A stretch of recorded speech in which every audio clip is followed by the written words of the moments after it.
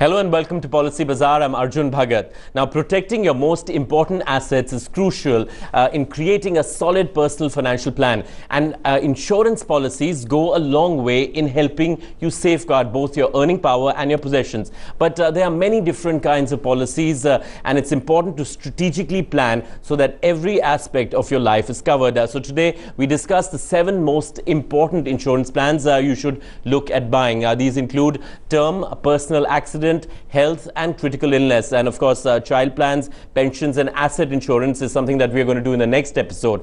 But to understand and help us plan them better, we have with us Yashish Daya, CEO of PolicyBazaar, also its founder. Welcome to the show, Yashish.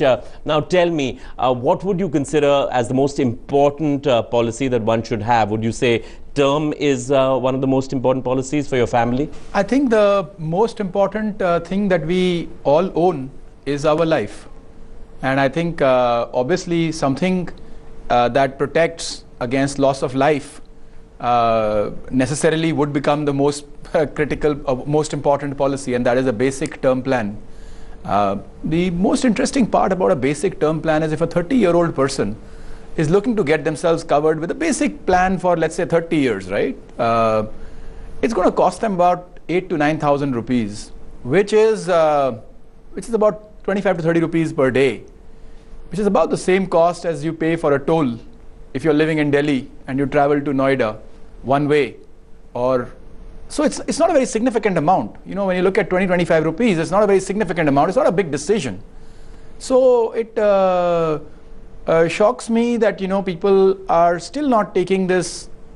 It's grown about tenfold in the last 4 years, but not even 1% of the insurance policies bought in this country are pure term insurance. I guess we're still stuck in that mold that, you know, if you invest your money, it should be an insurance policy that gives it back. But, you know, a pure term is something that the insurance premiums are not much, as you're saying, but the rewards are a lot for the family if something does happen to the prime owner. 600-700 rupees per month. I think a lot of people in that earning capability who would be able to get a 1 crore term cover would be spending that on a movie. I think going to a movie today with family is a 1,000 rupee affair at least, and maybe more. Precisely. Yeah. So how can it be less important than even watching a movie? How can it be less important than paying the toll? I think somewhere we need to wake up and get our priorities right. And I think term insurance is definitely the most critical plan out there, and their costs are very low. Now, that's what you're talking about is a basic term plan. After this starts coming, how do you start thinking about a term plan? Because remember, there are different kinds of term plans. So you can have term plans which give a one-time payout in case of an unfortunate event. There are term plans that create an income stream in case of an unfortunate event. So for some people, an income stream may be better. Maybe a combination of an income stream and a one-time payout is quite preferred by some people. The second thing you would think about is how do you stagger term plans? One doesn't need a term plan throughout their lives, because as one gets older, as the children leave the family, the liabilities reduce. And so one doesn't need to have a term plan. Probably the time when one needs the term plan the most is between 30 to 60. And so having a staggered approach when there is one plan from 30 to 60 and maybe there's another plan, with smaller plan, which lasts all the way till maybe 70 or so, is probably the right way. But I just think more people need to have at least the basic term plan and then start thinking about how they structure the term plan, because it's an important plan. And if an individual loses their life, the family of an earning individual lose their livelihood. And that is something, I cannot overemphasize something of that sort. All right, so we've got term plan. What about the second one? Would you say it's personal accident? I would say personal accident plans would come right next to term plans. The reason I say is a personal accident is way lower cost than even a term plan. So it's probably 1/10 the cost or 1/5 the cost of a term plan. However, why are personal accident plans important? So in 2012, about 4 lakh people died of accidents. And remember, a personal accident plan does not only pay in terms of death, it also pays in terms of disability. If one was to look at the data, there'll probably be about 3 to 4 times more disabled people than people who lose their lives because of an accident. And there are different levels of disability. A disabled individual sometimes loses their income, but more than that also needs more care. And that makes that situation quite difficult from a financial perspective. So not thinking about that is a worry. The second piece, the largest reason, about 35% of these deaths happened on the road. But road accidents are not the only thing. We may not hear of them all the time, but accidents happen. The second largest amount of accidents happen by train travel, then they happen by drowning, and they happen by falling, they happen by electrocution. These accidents lead to death and disability. And personal accident is the cover that covers in all such situations where an accident happens and a disability happens, and road accident is the biggest one. Every 90 seconds, one person is losing their life in the country. I think we are pretty much leading in terms of statistics as far as number of people being killed, as in India is leading. Yeah, but that also is because we're one of the largest populations in the world. But yes, that is true. We are the largest accident country in the world. More importantly, again, 60% of the people. So accidents disproportionately happen to the young. So between 25 to 40, 60% of the accidents happen in that age group. Because if you notice, these are the people who are out on the road. These are the people who are, doing stuff on a daily basis, and so accidents happen.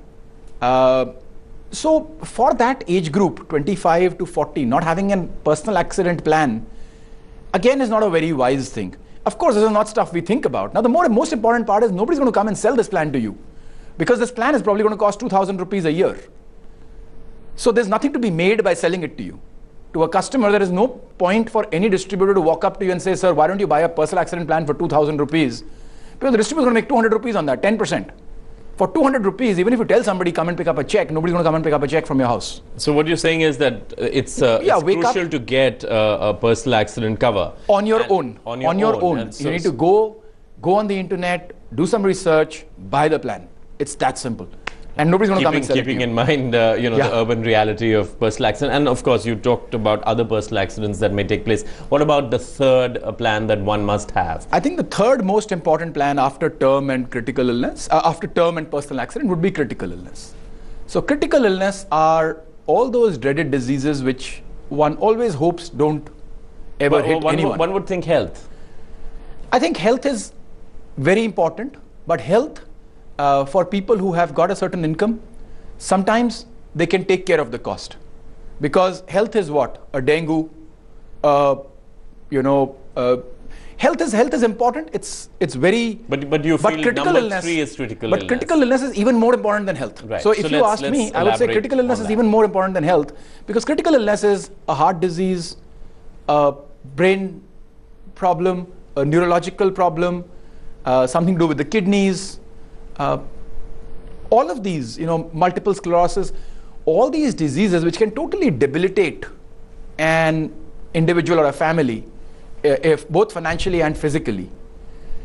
See, insurance is most important when the frequency of an event is low and the possible impact, financial impact of it is very high. So that's really the key of what insurance is. The key of insurance is take it for those events which you cannot handle. So critical illness will be one of those things that an individual may not be able to handle.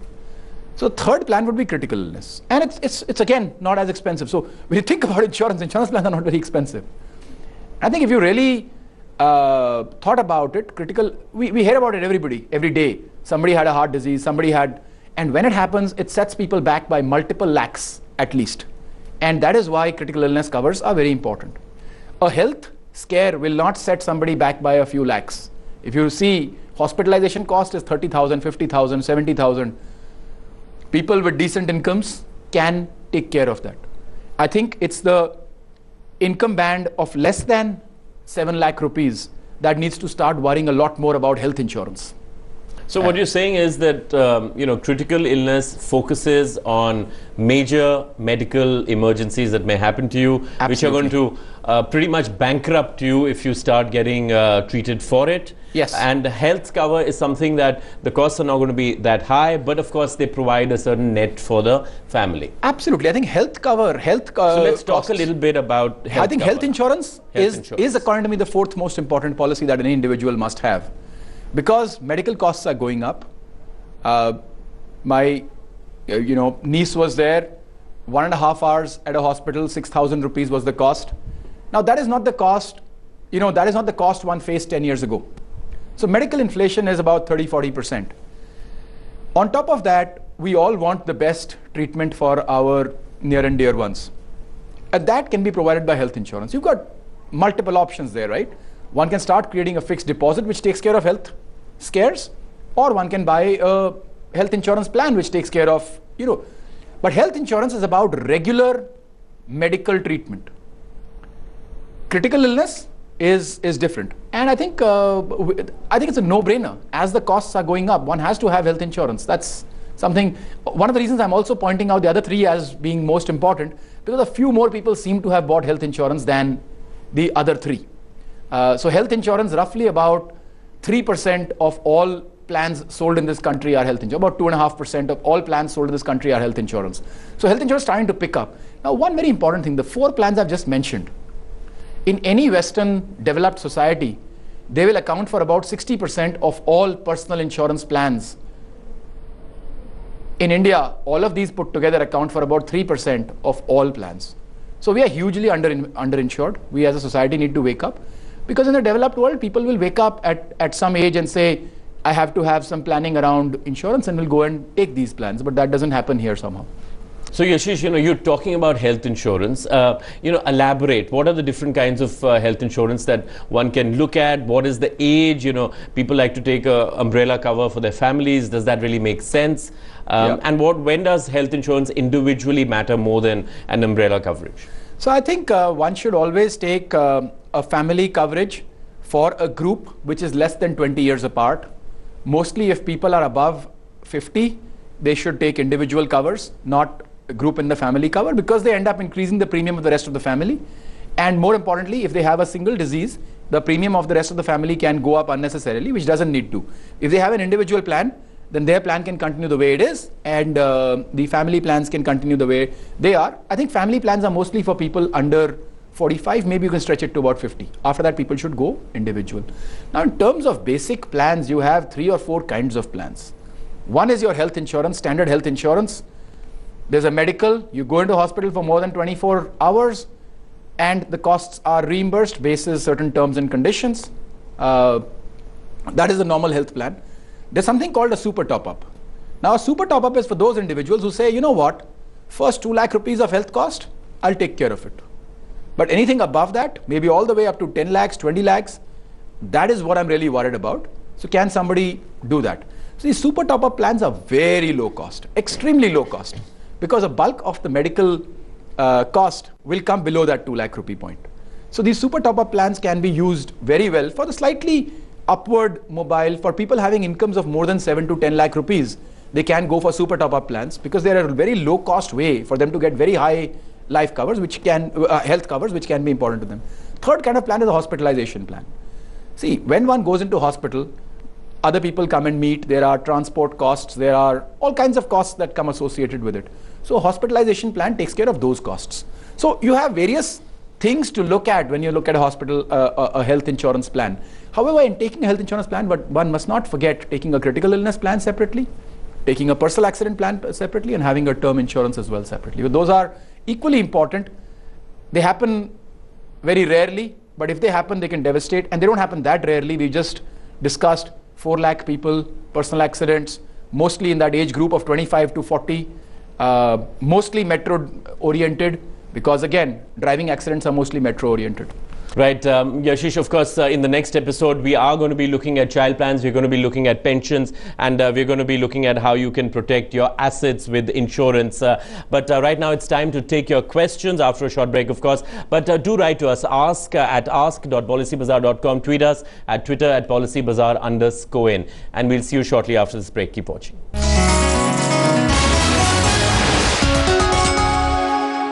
Welcome back to Policy Bazaar. I'm Arjun Bhagat, and with me is Yashish Thaya, who's going to be answering your questions.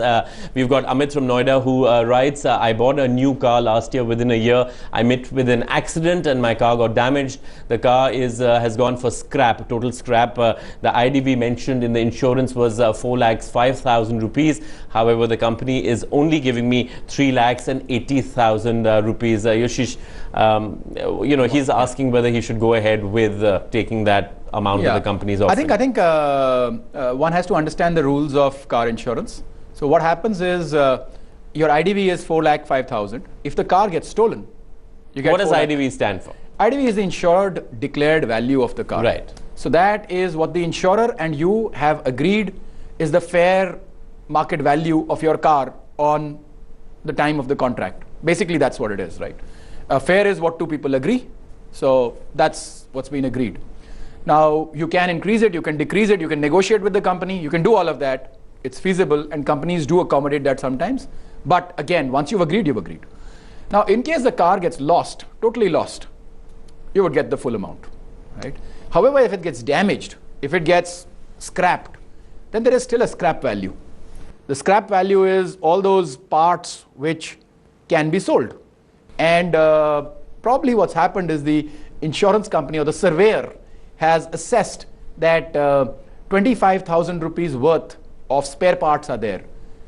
Now, this is an odd thing in insurance that they expect you to go and sell those spare parts, which personally, if you ask me, I can't speak for the industry, but personally, if you ask me, I think that's an odd practice because the customer is not a scrap dealer. So how does he go and sell his scrap? But usually, if you speak to the person, the garage, they should be able to buy that scrap and give you the 25,000 rupees additionally. So it's the scrap value which has been deducted from your 4,05,000, and that's why you're getting 3,80,000. It's an odd practice, but it is a practice, and it's the way it happens here. So we've got to live with that. Right, Yashish. Now we have Dr. Alok Paul, who's written to us, and he says, I have a Mediclaim policy of National Insurance for the last 4 years. He says no problem with the plan or the company, but still I want to have Baroda Health policy of National Insurance in which a single premium gives cashless health cover to a family of 4. Its premium is also less than individual Mediclaim of the same company. He asks if he can port it, if yes, how, or he asks, should I purchase Baroda Healthcare separately parallel to this one? He is 42, his wife is 38, and he has 2 small kids, 11 and 7. Yeah, so I think he's got an individual health plan, and what he's saying is he wants to give up the individual health plan and take a group health cover. A group health cover is something which is provided to a large group. Group health covers can sometimes be lower cost, but they don't, the future in those is a little less secure in the sense the cost can go up in the future much faster than the individual plans, specifically if the portfolio does not perform, which is, in my view, it's likely to not perform because most of the bank-based group health plans have got a slightly older, especially the the public sector bank side, they've got a slightly older skew towards the population, and over time the medical costs of that will go up, and what that implies is in the future the premiums are likely to shoot up. Now, at that stage, in case some complication occurs in today you've got no medical complications, which is great, so porting should not be an issue. Although this won't be porting because in this particular case, you're moving from the same company's policy to the same company's policy. So you have a national insurance policy, you're going to a national insurance policy. You're just going from an individual plan to a group plan, which just happens to be cheaper because today National and Baroda have done a deal where they may be providing a lower premium. But please remember, this premium is not guaranteed to stay that low. The premium will be changed every year. You might get a higher premium in the future, specifically if the Baroda Health, the Baroda plan has a group of people who are older and start claiming a lot more than the standard customers of National Health. I would personally suggest don't get too excited by the 500 rupees or 1,000 rupees you might be saving. I would say stay in the same plan. You've got a plan for life. It's going to last all the way, and will go with the the claims experience of the entire population and your personal claim experience rather than the claims experience of a group of the group. It could become difficult for you in the future if you take a group plan versus an individual plan.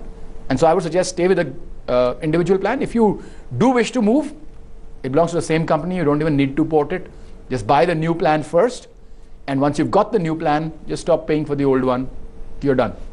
Right, with that good advice, we've got Lalit Ranjan, who's written to us from Delhi. He says, I have purchased different life insurance plans from many companies. I just want to know, on my death, will my family be able to claim all the amounts from all the companies, or is there an upper limit on the claim? I think a very important question. In case of death and personal accident policies, so both of these policies is the cumulative benefit that the individual's nominee gets or the nominees get. So in case somebody has 4 plans of 50 lakh rupees each, they would be paid the entire 2 crores. However, this does not work in health insurance. So in health insurance, if you have 2 plans of 5 lakhs each and your total claim is, let's say, 1 lakh, it's not like you can get 1 lakh from one and 1 lakh from the other. The total amount you would get would be either 1 lakh or less of 1 lakh, basis certain terms and conditions, etc. We can get into the detail of that, and we have in the past at times. So health insurance, you don't get cumulative benefits. However, in life insurance and personal accident, the benefit is always cumulative. It does not depend how many companies you have the plan from. Each plan will pay separately, unrelated to the others.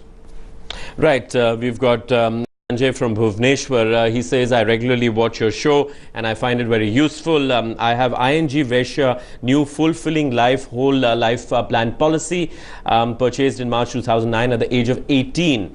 And the yearly payout is 10,000 rupees. He says, I've submitted 5 premiums till now. He's got back 23,000 after 4 years from the company, and he wants to know whether he should surrender it. He's keen to surrender it, and he asks what the surrender value will be. Okay, so basic feedback on most plans, and I say about 75 to 80% of all plans out there, especially the traditional ones, is ideally you shouldn't have gotten into it, because these are very low return plans over a very long period of time. Most other financial instruments would beat them.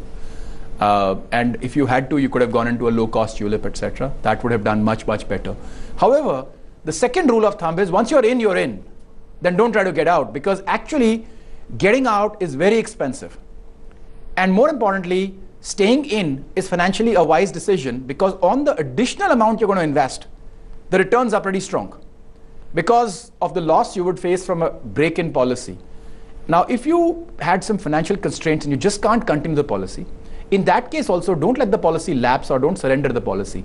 Convert it into a paid-up policy so that you do get the proportional. So most of these plans give you between 2 to maximum 6% returns if you complete the entire policy term. If you break the policy in the middle, you are, you'd have to be very lucky to get what you invested back. So most of the time you will end up losing money.